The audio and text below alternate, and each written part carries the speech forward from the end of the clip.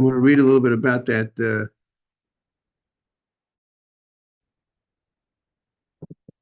About that Sine Harabazel. The Mishnah, the Perek had opened up mentioning that the Sine Harabazel is kosher. So what is the Sine Harabazel? So they say the following. So they say this is the Yad Avram Mishnayos. They say that the Rambam writes, "These are palm trees growing in a particular section of Eretz Israel, whose lulav will grow in an unusual manner. The tip of each leaf, like we saw yesterday, reaches only to the base of its neighbor. And they do not intermingle as do other lulav leaves.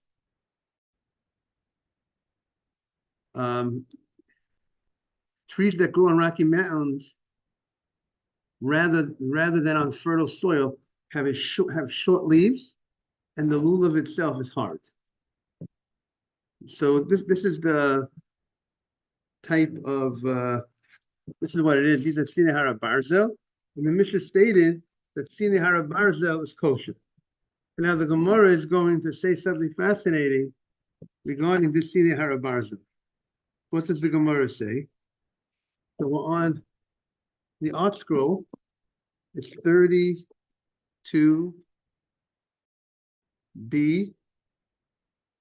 32b.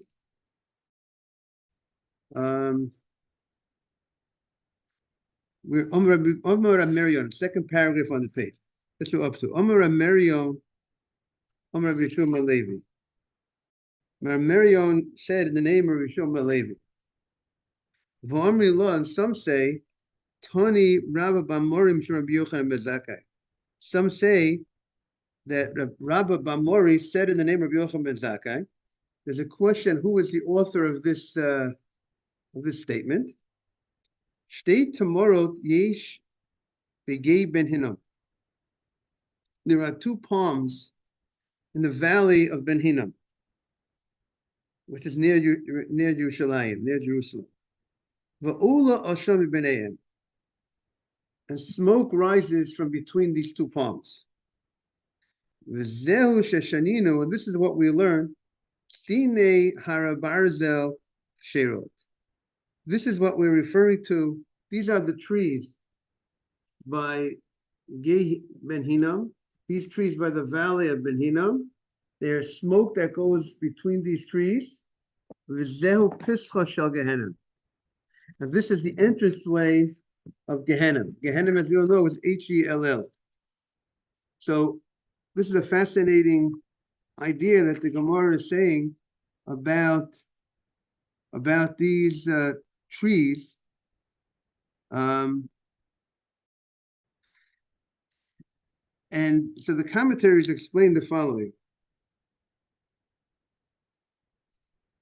You know, the Mishnah called Ulavim that have short leaves, they call them Sine Harabarza, right? We said yesterday that the leaves come up to the next leaf. They just reach the next leaf, right? They don't overlap. It reaches the leaf number one. This leaf reaches the beginning of the next leaf.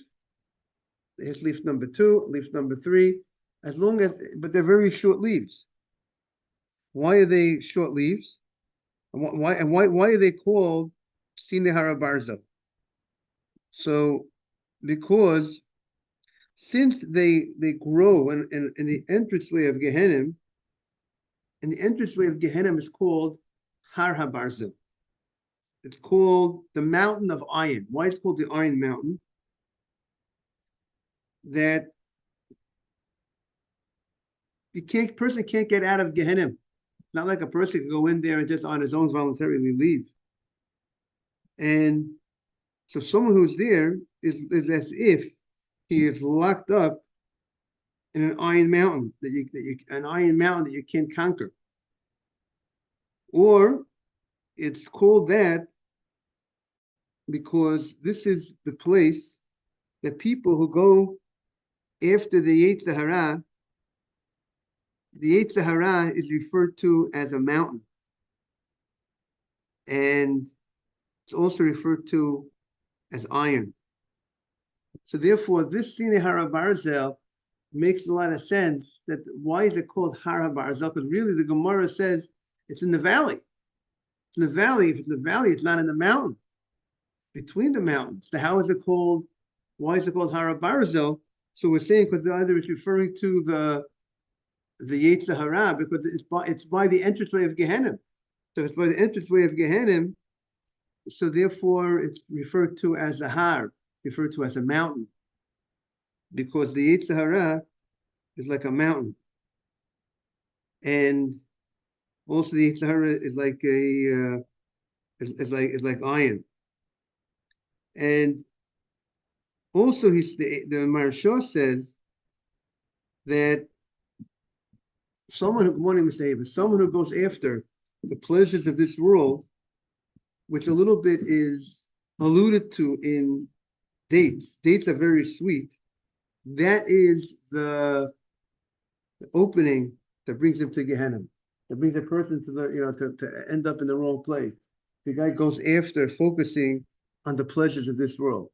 So therefore, these trees, so to speak, also are alluding to the pleasures of this world. No, thank you, Mr. Haber.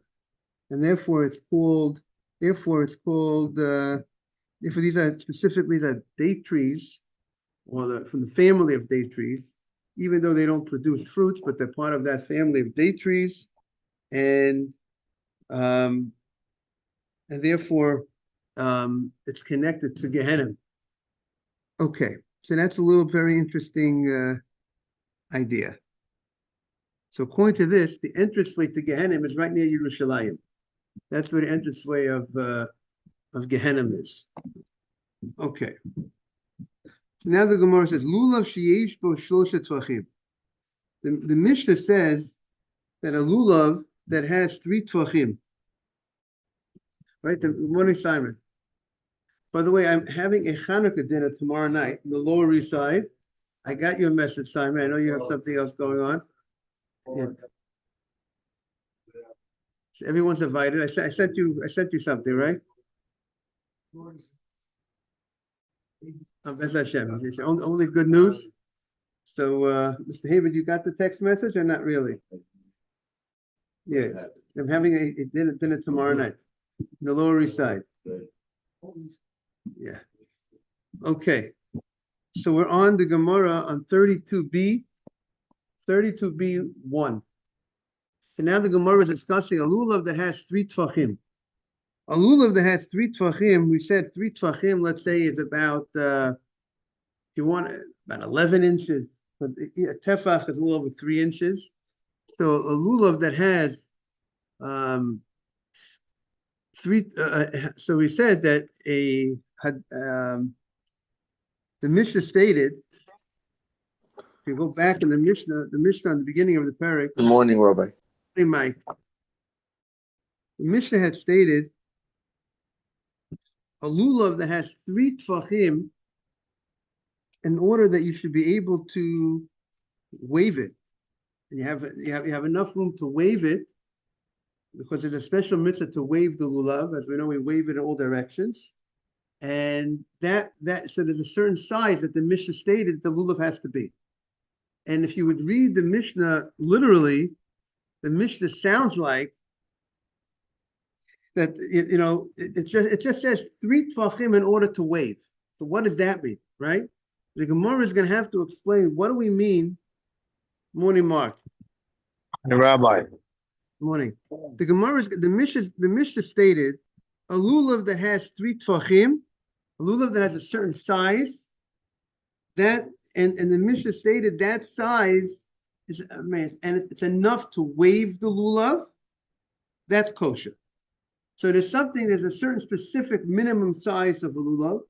We don't see any max size on a lulav. Like, we have Hanukkah menorah, you can't place it more than 20 amot high, right? If you want to make a menorah right here in the shul, and there's a big ceiling upstairs, you can't make the menorah, let's say, 30 feet high. 20 amot, let's say 20 amot around anywhere between 30 and 40 feet. You can't make the menorah that high, because people don't look up so much to that height. There's a certain max on the menorah. But when it comes to lulav, we don't see any max in the height of a lulav. We do find a minimum size of a lulav, and we're going to see about the hadassim and their ravot also. So now the question is, what does it mean in the Mishnah when it says that a lulav that has 3 tfachim, in order to wave the lulav, that lulav is kosher? What does that mean? Does that mean there's a total of 3 tfachim or not? So the Gemara is going to explain. Rashi in the Mishnah stated that you have to wait to the Gemara to explain what this means. So here we're going to here's the Gemara that we've been waiting for to explain this Mishnah. So it says, Lula Amar Rav Yehuda Mashmuel Shir Hadas v'Harava Shlosha. The size of Hadassim and Harava, you got to make sure that they don't. Sometimes you see that their ravot are cut a little short. And you have to be more careful about their ravot. Usually the Hadassim, they cut them pretty good size, but the ravot, you got to be careful. It says that the minimum size for Hadassim and Haravot is 3 tfachim. In lulav, and the size for a lulav, what's the minimum size for a lulav? Is arba, is 4 tfachim, is the size for a lulav. Today, shehe lulav yotzei min hadas tefach. In order that the lulav should go out above the hadas tefach, that after the hadas, which seems to indicate, we place the hadassim on the right, the aravot on the left, and the hadassim are higher than the aravot. Right? We're supposed to put the hadassim a little higher than the aravot, which is interesting. That's maybe why the Gemara states that it should be higher than the hadas, because the hadas is higher, is the higher of the two between the hadassim and the aravot. So you need to have, after the hadassim finish, you should have another tefach. You should have a tefach of, but here the Gemara is saying the total is 4 tefachim. So, but you need to have, because really we're saying the hadas and the ravot are the same size. Maybe you can raise one over the other, but they're the same size. Hadassim and ravot, they're both 3 tefachim, but the lulav has to go higher. That after you finish the hadassim, and really the hadassim and the ravot, you have another tefach of the lulav. That is the first opinion. So it will come out, according to this first opinion, that the total height of the lulav is 4 tefachim. 4 tefachim could be around maybe 15 inches or so. That would be the height and seheber of your lulav. That is the first opinion. Comes Amar Rabbi Yochanan. Rabbi Yochanan says, Shidru shalulav sarich sheyetzi min hadas tefach. He says it's not enough that the total lulav is 4 tefachim. The total lulav from the beginning of the lulav to the end of the lulav is 4 tefachim. No.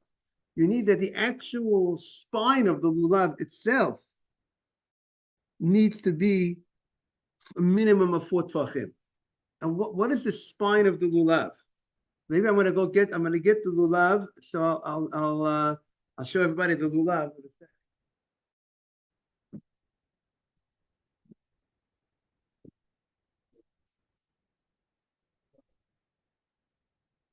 Top is the leaf, loose. About the power, the folds, that's it.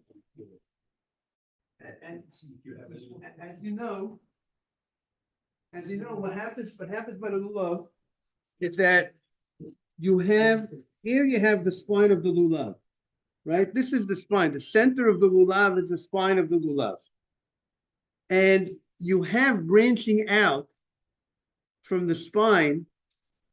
You have all different leaves that are branching out. At a certain point of the lulav, nothing more is branching out, and that spot where it's nothing more branching out, but therefore then there's no more spine. that's not called the spine anymore. So as long as things are branching out from on the side, from the center, that's called the spine. So the spine has to be a minimum of 4 tfachim. Starting from the bottom of the lulav, the spine has to be going at least 4 tfachim, which would be at least a tefach higher than the hadassim and the ravot.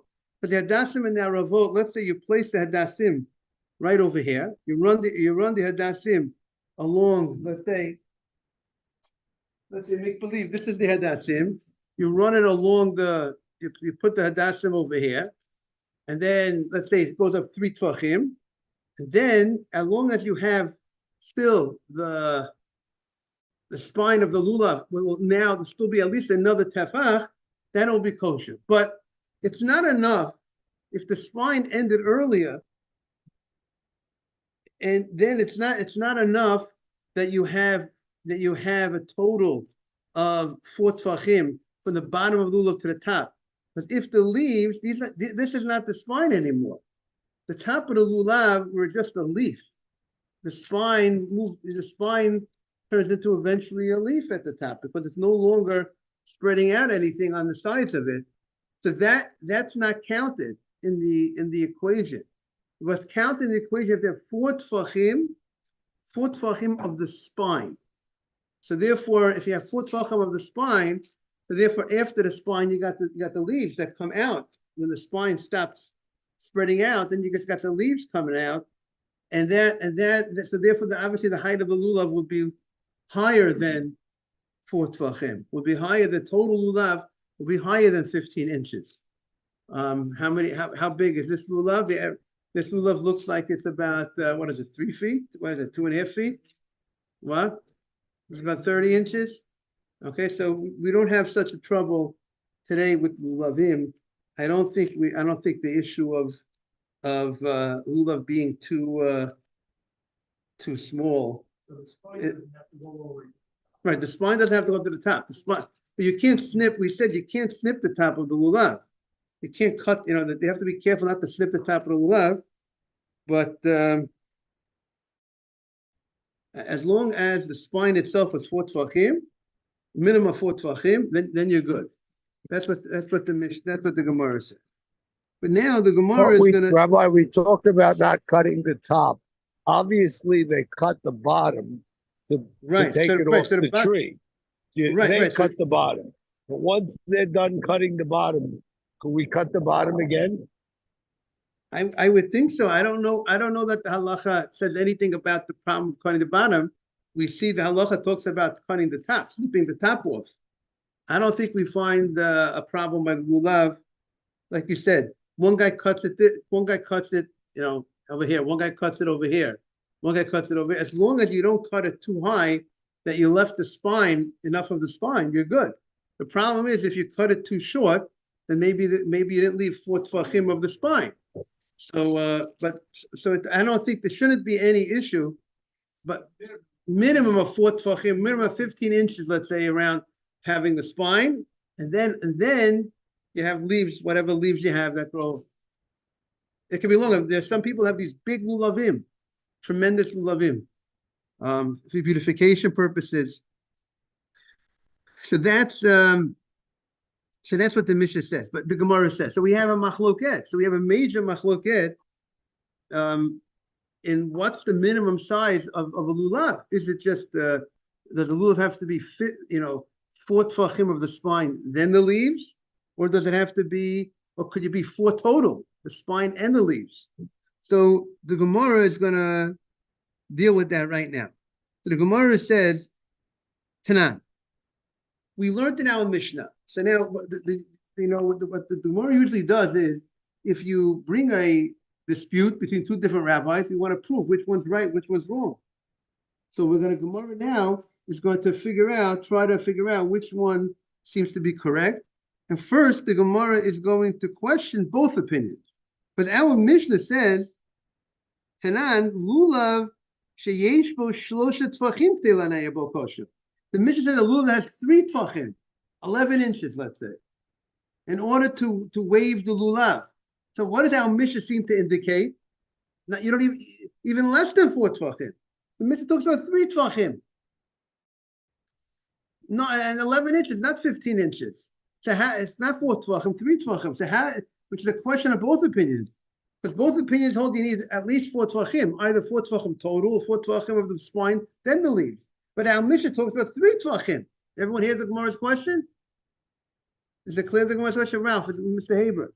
If the Mishnah if you're telling me that there has to be something about a minimum of 4 tvachim, which is, let's say, a minimum of 15 inches, the Mishnah talks about 3 tvachim, 11 inches. So the Gemara answers the following. So the Gemara says, Ema ukidei lananea bokosha. The Gemara says you have to explain that the language of the Mishnah, when the Mishnah, see, the Mishnah did not just say a lulav has 3 tvachim. That wasn't the total statement of the Mishnah. The Mishnah statement was a lulav that has 3 tvachim in order to wave the lulav. So the Gemara is saying now it's ukidei lananea. The Rashi says Uma sheyotze min ha'eged huwa min hanea. Meaning you have the, what do you got? You got the hadashim and you have the haravot. So a lulav that has 3 tvachim, and after the 3 morning, and after the 3 tvachim, you have room to wave. So it's not just that the total is 3 tvachim.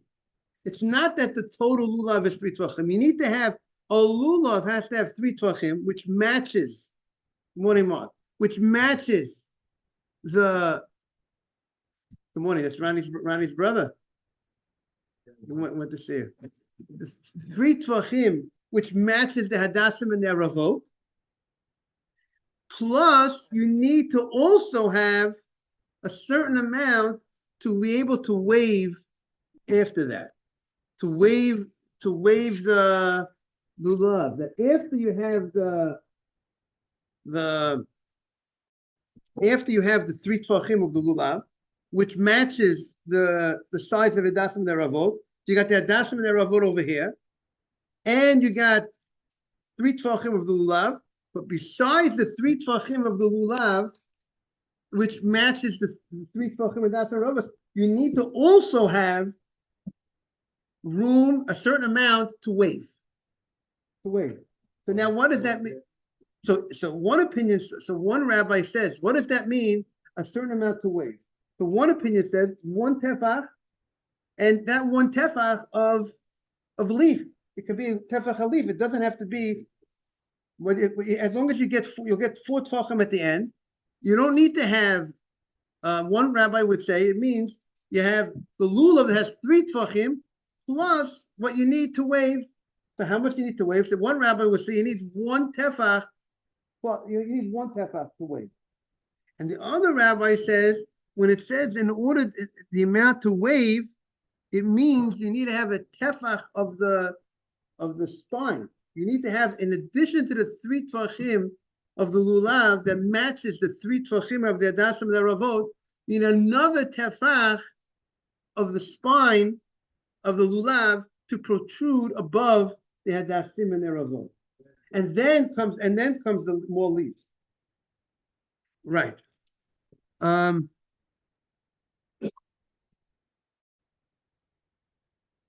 the Gemara says. So that's what the Gemara says. Ma kid islay, ma kid islay. So one rabbi will explain the language of the Mishnah that it means another. You have and the amount. The space you need to wave it 1 tefach above the hadassim and the aravot, 1 tefach of leaf, and the other one would say, well, you need 1 tefach. You need the amount to wave it would mean, in addition to the tefach of the spine, that you need to also have to have room to wave the lulav. So at the end of the day, right. So according to that. Right. It could be. It doesn't say how much how high the leaves have to be, but it according to that, it's going to be more than 4 tvachim exactly. Because if the spine of the lulav itself has to be 4 tvachim, so then it's obviously going to be above the spine of the lulav. The leaves that protrude afterward will be more than 4 tvachim. So the Gemara continues. Tashma, shir hadas v'arava shlosha. We have a braita, and it says the size of hadas and the size of arava is shlosha. Morning. We said that the size of a hadas and the size of arava is 3 tvachim, which 3 tvachim would be around 11 inches. And lulav arba'ah. And it says that that the size of a lulav is 4 tvachim. So what does it sound like? This braita says the size of the lulav is 4 tvachim. It sounds like the whole thing is 4 tvachim, right? That's what it sounds like. So comes the Gemara, and the Gemara says, "My lav bahadi alin." Doesn't it mean? Probably it means together with the leaf. The language of the braita that said that the lulav is 4 tvachim. It didn't say 4 tvachim of the spine. We are on 32b. 32b. 1 on the right side, Tashma, middle of the page. So if the fact, Mike, you with us? You got a spot? The fact that you said that it's 3, that the size of the lulav is 4 tvachim, and you didn't say 4 tvachim of the spine, you said 4 tvachim. So the Gemara is thinking that it sounds like the total size of the lulav is 4 tvachim, and therefore it would prove the opinion of that opinion that says the total has to be 4 tvachim. We don't need 4 tvachim of the spine. Minimum, right. So the Gemara shoots back, no, lo, levad me'alin. The Gemara shoots back, it means except from the leaves. Meaning to say that which we said you need 4 tvachim of the lulav, that means the spine has to be 4 tvachim, and not including the leaves. That's what the Gemara says. Don't misunderstand. That rabbi will say, when it says the lulav is 4 tvachim, it's referring to the spine. It has to be 4 tvachim. It's not including the leaves. It has to be higher than 4 tvachim. Okay, we're gonna move to the Mishnah. I want to get back tomorrow to the next piece. The next piece has some math, and I want to go over the math again before we present it. So we're gonna get into math tomorrow. So let's get to the Mishnah right over here. You have the Mishnah Hadas HaGazul. This Mishnah mirrors the Mishnah that we had by Lulav HaGazul. The name of the parak is stolen lulav, and the Mishnah now talks about hadas hagazul. What's the law if someone stole hadashim? You went into someone's property and you stole the hadashim. You use someone else's tree, so it's invalid. You don't get credit for the mitzvah. Hadas hagazul v'hayovesh.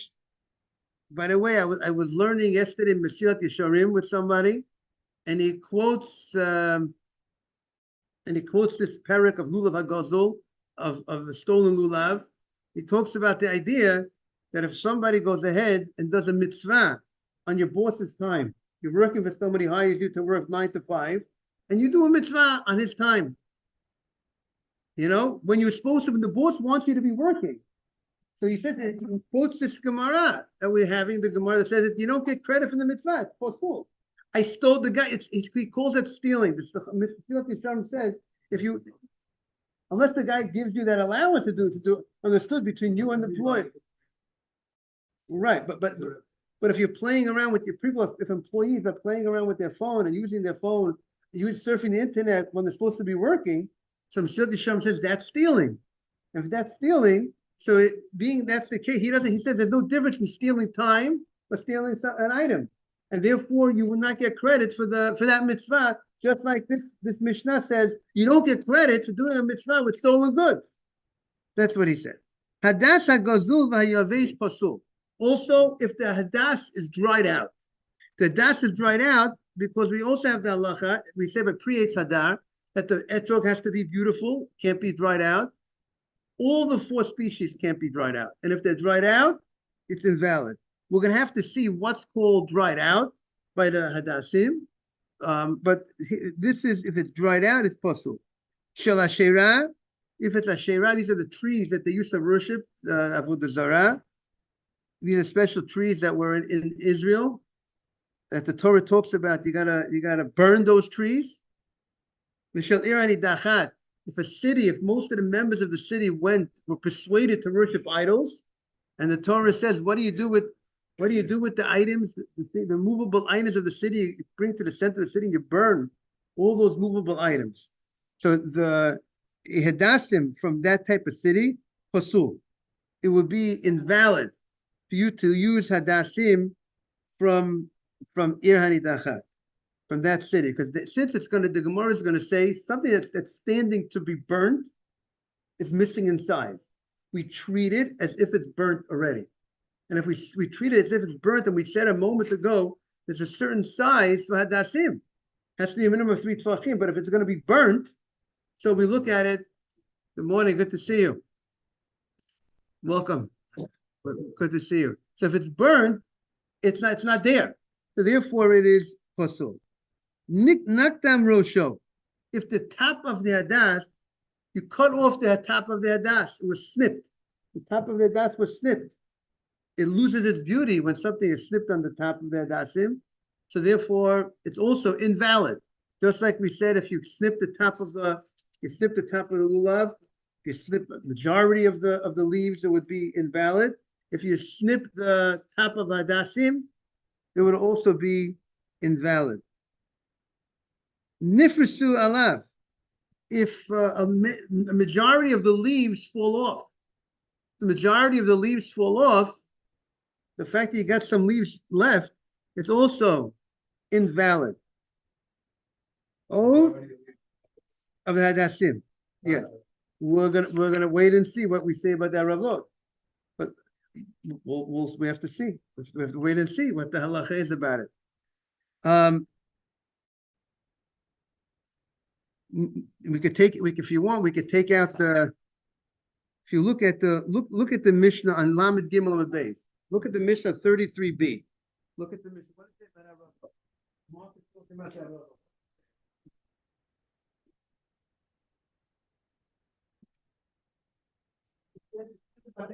Also, that if the majority of the leaves of that rubber come off, you see, Mark, you see the Mishnah on the bottom? If we're going to translate nifris to alav,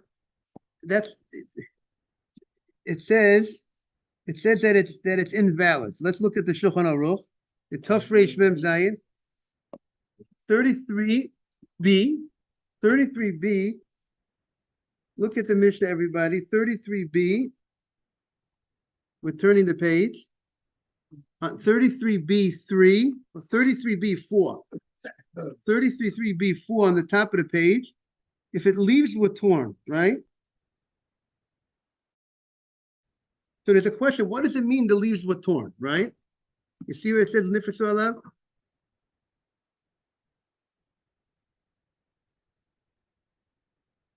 So now,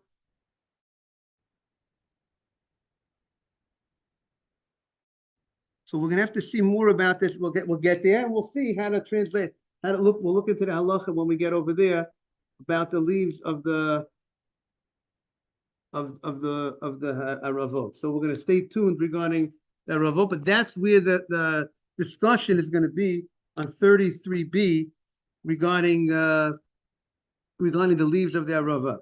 So let's get back to our Mishnah on 32b. Okay.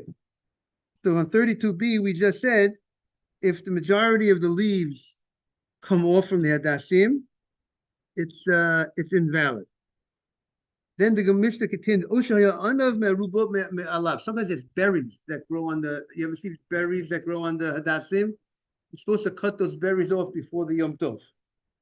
And if you have more berries than leaves, then it's invalid.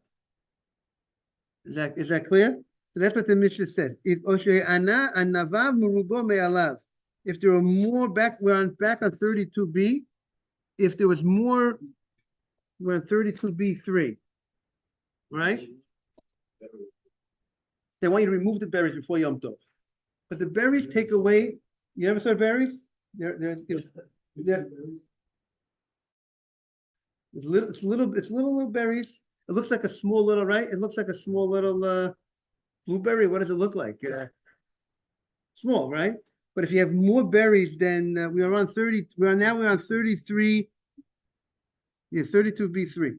If they have more berries than leaves, so then the Mishnah states, what's the halacha? More berries, it's no good. It's missing in its merubas me'alav pasul. It is invalid. The imiyat takes away from the beauty of the hadasim. The imiyatam pasha. If you went ahead and you cut the berries off before the holiday, you're good. Then now it's a kosher. It's now it's beautiful. You could go ahead and cut the berries off before the holiday, but you're not allowed to cut the berries off on the holiday because you're making it fit. You're making something that was not fit. It's like you're doing a malacha. Why can't you have berries? Because it takes away from the beauty of the hadasim. That should be the reason why it says pasul. Say Rashi learns it's missing in the beauty. You're saying maybe it doesn't really fit. It doesn't fit so much, those berries. If you look at the hadasim with the berries, the hadasim are nice and green, and they're coming out 3 at a time, and then you go ahead and you have these. It's like it's something that's not necessary for the whole world. When you buy hadasim, no one today, when you're not doing the mitzvah of lulav, you want to have hadasim at a wedding or whatever time you do misamim. You don't have hadasim with berries.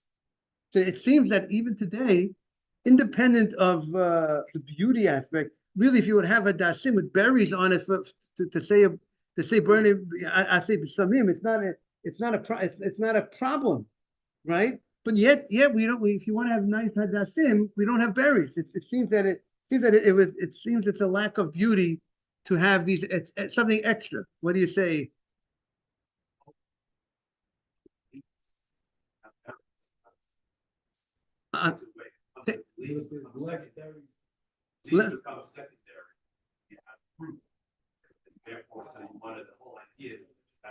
They had that. That's very good. Less, you're fine. Less, but if the Mishnah says you're fine, right? Right, very good. It said the Mishnah only says if there's more berries than leaves, is it invalid? Yeah, whether halachically you should do that is a different question.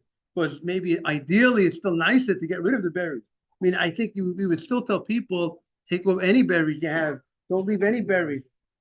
Don't leave berries on because you want to beautify it. But as long at the end of the day, if you had a minority of berries, you're still good. And it says the aim matin, the aim matin b'yom tov. You can't go ahead and remove the berries on Yom Tov because you're like making something that's not fit on Yom Tov. It's like you're fixing something on Yom Tov. And we don't do things that resemble fixing. So if you're going to cut the berries off on Yom Tov, so it's like fixing it, making it like I think it says, you have to look up the halacha. So we're not allowed to make a knot on Yom Tov. That's for sure. Right. If it's temporary, if it's any knot, that shouldn't be a problem. Because you're not. Depends how you make the knot. Meaning, I'll give you an example. There's a question: can you make a double knot on your shoes? Not everybody says on Shabbat or Yom Tov, could you make a double knot on your shoes? Some rabbis say don't make a double knot, but the knot itself is even though you plan on taking it off, better. Not exactly. If you make to tie a bow, yes, you could tie a bow to the lulav, but like you tie a bow on your shoes, you could tie a bow on the hadasim and the rabot tie a bow on Yom Tov. But it's not right. It's not called fixing it. But that's right. It's not called fixing because it's kosher without it. Even technically, if you don't even tie the hadasim and the rabot to the lulav, it's still kosher. If you would hold them together without tying, it's kosher. The halacha only says the reason we tie it is for beautification purposes. We want to beautify it in the mitzvah. It's not an integral. There is Rabbi Yehuda in the Gemara that says it's an integral part of the mitzvah. Without it being tied together, you don't get the mitzvah. But we do not hold that way. We hold Hadassah, therefore you'll see even the Ashkenazim, they don't even tie it really. They put it in this, we have this little thing, they put it in, it's not a tie. Right? So it just adorns it, it beautifies it by having it all together. Rabbi. What'd you say? Chalamoid, yes, you could tie a permanent knot. Yes. And yeah, Rabbi, what did you say, Mike? You're allowed to put together you love on Yom Tov, are you? As long as you don't tie it in a permanent knot. The permanent knot, don't tie it a permanent knot. Interesting. You can't take the berries on Yom Tov. You can't take off the berries on Yom Tov. Just want to say, I'm making a Hanukkah dinner tomorrow night. Everyone's invited, the Lower East Side. They sent it out in the group chat. If anybody's around, love to have you. I want to wish everyone a great day. Hazaku Baruch. Thank you, Rabbi. Have a great day. Yeah, thank you. Good to have everyone join. Thank you.